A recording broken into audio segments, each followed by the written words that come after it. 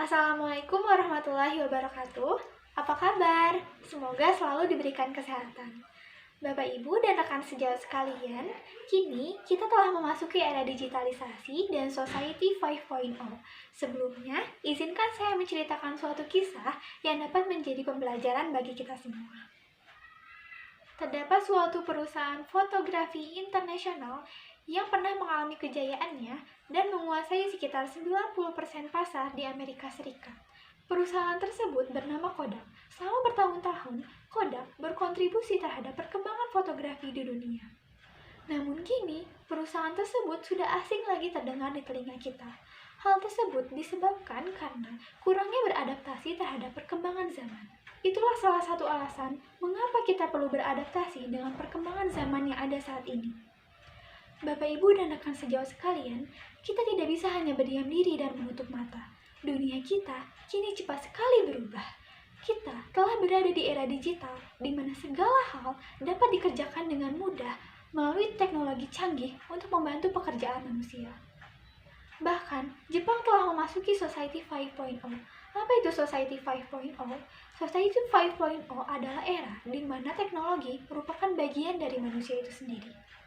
Di dunia kesehatan, dampak dari era digitalisasi misalnya seperti pencatatan rekam medis elektronik, penggunaan aplikasi smartphone untuk mendeteksi atrial fibrillation dan kondisi perburukan pasien, bahkan penggunaan robot yang membantu tugas-tugas perawat sampai bedah invasif minimal menggunakan robotik yang telah digunakan di ribuan rumah sakit di dunia.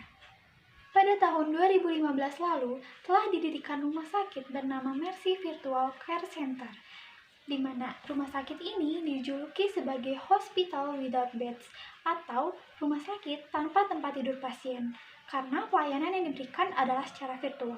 Pertanyaannya adalah, bagaimana cara mempersiapkan perawat untuk dapat beradaptasi di era yang semakin digital ini?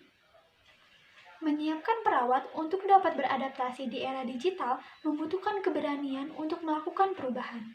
Akan ada semakin banyak tugas perawat yang dapat diotomatisasi menggunakan teknologi. Oleh karena itu, perawat harus bisa mengenali inovasi teknologi yang muncul dan belajar tentang cara penggunaannya untuk bisa mengadopsi dan mengintegrasikannya ke dalam praktik keperawatan. Dengan adanya bantuan teknologi, dapat membantu perawat untuk berfokus pada penanganan masalah klien yang lebih kompleks.